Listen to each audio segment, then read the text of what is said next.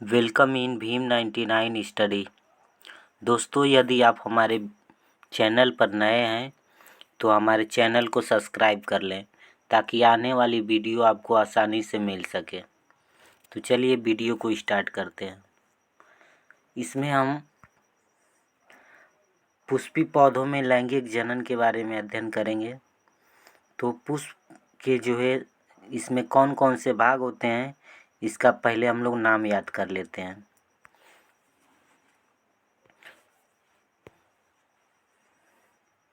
तो सबसे पहला नाम है बाह्य दल पुंज, जो हरे रंग की पत्ती सदृश रचनाओं का चक्र यह पुष्प के भीतरी भागों की रक्षा करता है। ये देख पा रहे हैं, जो हरे रंग की संरचना है इसे हम लोग कहते हैं बाह्य दल पुंज, जो पुष्प के भीतरी चक्रों की सुरक्षा करता है।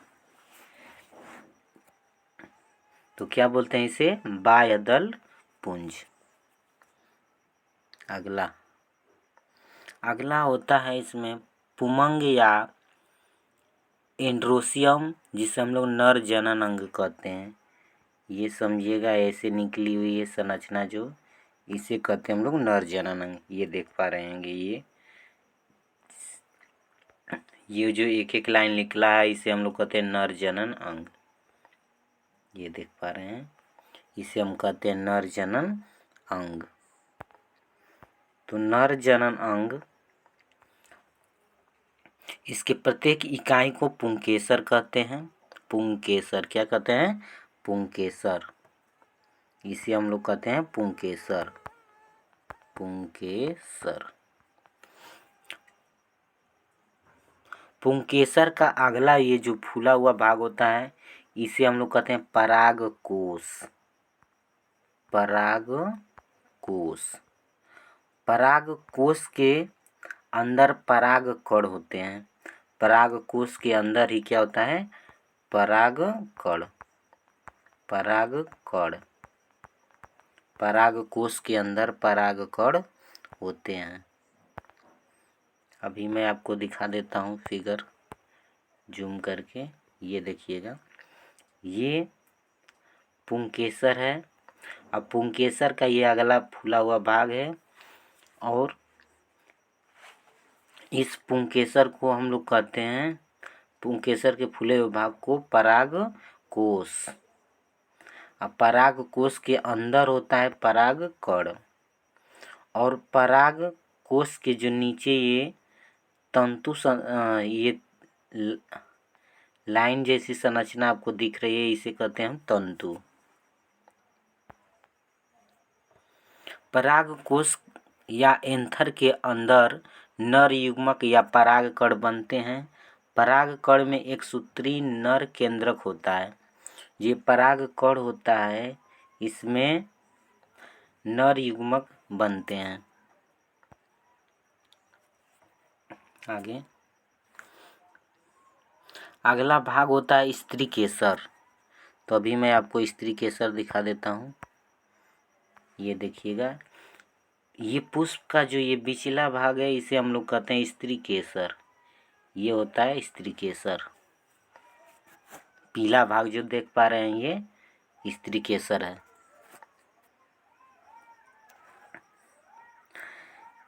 इसकी प्रत्येक इकाई को अंडप या कार्पेल कहते हैं। कार्पेल का निचला फूला हुआ भाग अंडाशय कहलाता है। जो ये कार्पेल का निचला फूला हुआ भाग है इसे हम लोग कहते हैं अंडाशय। और इस अंडाशय, यहाँ पे देखिए लिखा गया अंडाशय, और इस अंडाशय के अंदर बीजांड या जिसे ओयूल कहते हैं, बीजांड या ओयूल कहते हैं। ये देखिएगा, बीजांड या ओयूल कहते हैं। प्रत्येक बीजांड में एक अंड कोशिका होती है। बीजांड में मादा युग्मक या अंडप बनता है। जो बीजांड होता है इसमें मादा युग्मक या अंडप बनता है। तो मादा युग्मक किस में बनता है? तो ये होता है बीजांड में, स्त्री केसर के बीजांड में। आगे है अंडप या अंडाशय से फल बनता है। इसी अंडप या अंडाशय से फल बनता है और बीजांड से बीज बनता है। जिसके अंदर बीजांड है उससे बीज बनता है। अंडप या अंडाशय से फल बनता है। स्त्रीकेसर में मध्य का लंबा भाग वर्तिका कहलाता है। आप समझिएगा, ये स्त्रीकेसर का ये जो लंबा भाग होता है इसे हम लोग कहते हैं वर्तिका। क्या बोलते हैं? वर्तिका। ये देख पा रहे हैं, तीर दिया गया वर्तिका। ये जो यहाँ से यहाँ के बीच की जो लंबाई है इसको हम लोग कहते हैं वर्तिका। और वर्तिका का अगले भाग जो ये ऊपर वाला भाग होता है इसे हम लोग कहते हैं वर्तिकाग्र। वर्तिकाग्र कहते हैं।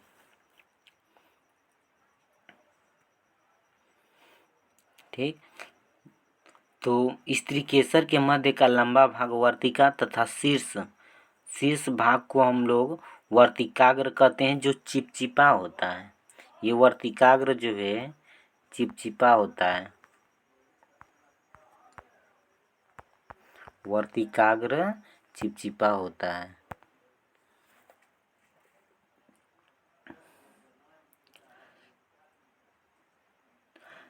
जब पुष्प में स्त्रीकेसर और पुंकेसर दोनों हो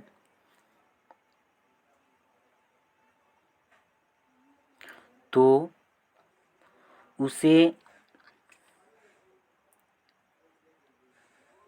पुष्प एक यदि जब पुष्प में पुंकेसर अथवा स्त्रीकेसर में से कोई एक जननांग उपस्थित होता है तो पुष्प एकलिंगी कहलाता है। एकलिंगी कब कहलाएगा? यदि पुष्प में केवल या तो पुंकेसर हो या तो स्त्रीकेसर हो। यदि पुष्प में स्त्रीकेसर और पुंकेसर दोनों उपस्थित हों तो उसे हम लोग कहते हैं उभयलिंगी पुष्प। तो ये अगर इस पुष्प की बात किया जाए तो यह उभयलिंगी पुष्प है। क्यों? क्योंकि इसमें ये पुंकेसर भी है और ये स्त्रीकेसर भी दोनों है, तो इसलिए यह उभयलिंगी है। अगर एग्जाम्पल की बात करें तो गुड़हल हो गया, सरसों हो गया, गुड़हल, सरसों, इन सब के पुष्प क्या कहलाते हैं? तो उभयलिंगी। दोस्तों एक बार फिर से मैं आपको समझा देता हूँ इनके भागों को। जो हरे रंग की संरचना देख रहे हैं जो पुष्प की सुरक्षा करता है इसे हम लोग कहते हैं बाह्य दल पुंज। ये हो गया बाह्य दल पुंज। इसके बाद अगला ये संरचना जो थी इसे कहते हैं हम लोग पुंकेसर। पुंकेसर देख पा रहे हैं पुंकेसर। पुंकेसर के अगले फूले हुए भाग को कहते हैं परागकोश। और परागकोश के अंदर क्या होता है? परागकण। इसके अंदर परागकण का निर्माण होगा। परागकण इसके अंदर होते हैं। अब इसके बाद होता है बीच वाला ये भाग जो देख पा रहे हैं इसे कहते हैं स्त्रीकेसर। स्त्रीकेसर के सबसे निचले फूले हुए भाग को हम लोग कहते हैं अंडाशय। और अंडाशय के अंदर बीजांड का निर्माण होता है। अंडाशय फल में बदल जाता है और बीजांड बीज का निर्माण करता है। और जो स्त्रीकेसर का अगला भाग होता है इसे हम लोग कहते हैं वर्तिका। देख पा रहे होंगे इसे हम लोग कहते हैं वर्तिका। ये यहाँ से यहाँ के भाग को कहते हैं वर्तिका। ये वर्तिका हो गया। और वर्तिका का जो अगला फूला हुआ भाग है इसे हम लोग कहते हैं वर्तिकाग्र। ठीक, इसके बाद जो ये रंगीन पत्तियां देख पा रहे हैं इसे हम लोग कहते हैं पंखुड़ियाँ। क्या कहते हैं? पंखुड़ियाँ। रंगीन पत्ते जो होते हैं फूल के इसे कहते हैं पंखुड़ियाँ। तो इतनी चीज़ें आपको समझ में आ गई। अब आगे हम लोग और कुछ नोट्स पढ़ लेते हैं। और दिखा देता हूँ कैसे कैसे होता है। कह रहे कि लैंगिक प्रजनन होगा जब, तो पुष्पी पौधों में लैंगिक जनन, तो फूल पौधों का जनन अंग। तो जनन अंग क्या क्या होता है फूल वाले पौधों में?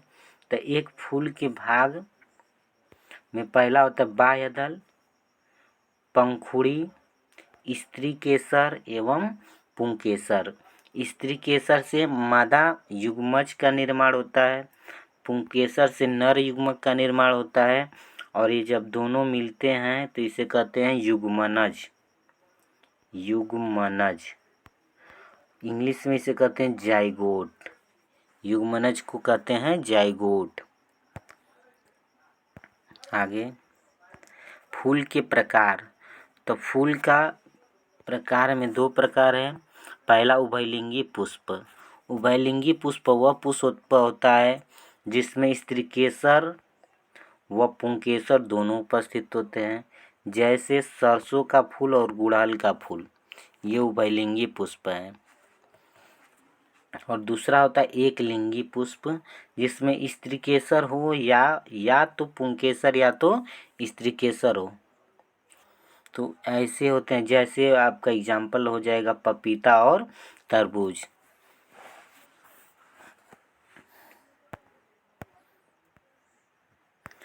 आगे बीज निर्माण की प्रक्रिया। तो बीज निर्माण की प्रक्रिया कैसे होती है मैं आपको बताता हूँ। पहला पॉइंट है पराग कोश में उत्पन्न परागकण हवा, पानी या जंतु द्वारा उसी फूल के वर्तिकाग्र स्वपरागण या दूसरे फूल के वर्तिकाग्र परागण पर स्थानांतरित हो जाते हैं। देखिएगा, यदि ये पुष्प है, एक मान लीजिए कि एक पुष्प है, इसमें से ये आपका पुंकेसर और ये बीच में आपका हो गया स्त्री केसर, ये स्त्री केसर।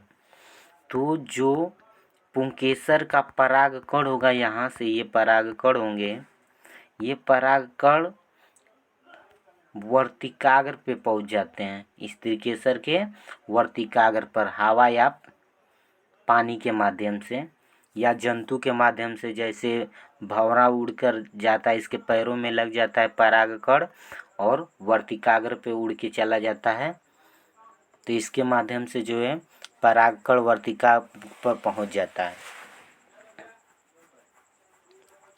दूसरा पॉइंट है परागकण से एक नलिका विकसित होती है जो वर्तिकाग्र से होते हुए बीजांड तक पहुंचती है। परागकण से एक नलिका विकसित होती है जो वर्तिकाग्र से होते हुए बीजांड तक पहुंच जाती है। इसको और समझने के लिए एक फिगर दिखाता हूँ, ये देखिएगा।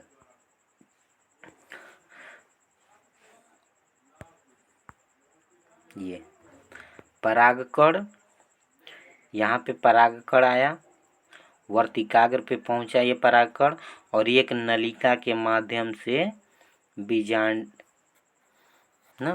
में पहुंच जाएगा। मादा युग्मक यहाँ पे मादा युग्मक और नर युग्मक मिल जाते हैं अंडाशय में। ये देखिए, ये अंडाशय हो गया और इसी नलिका के माध्यम से परागकण अंडाशय में पहुंच जाता है।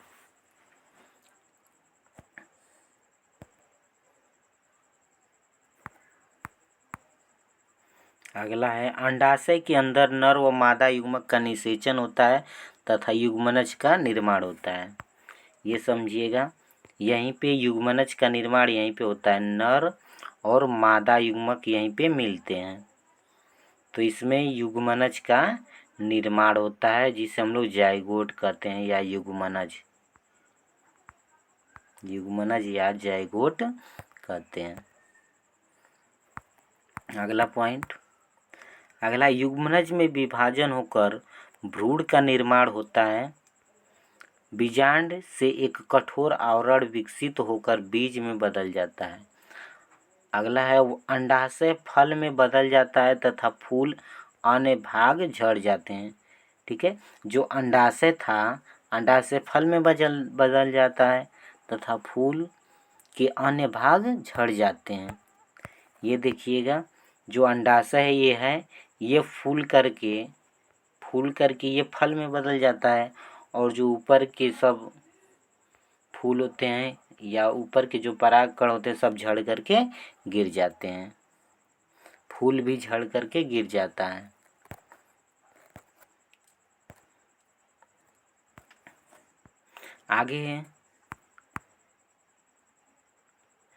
आगे परागकण।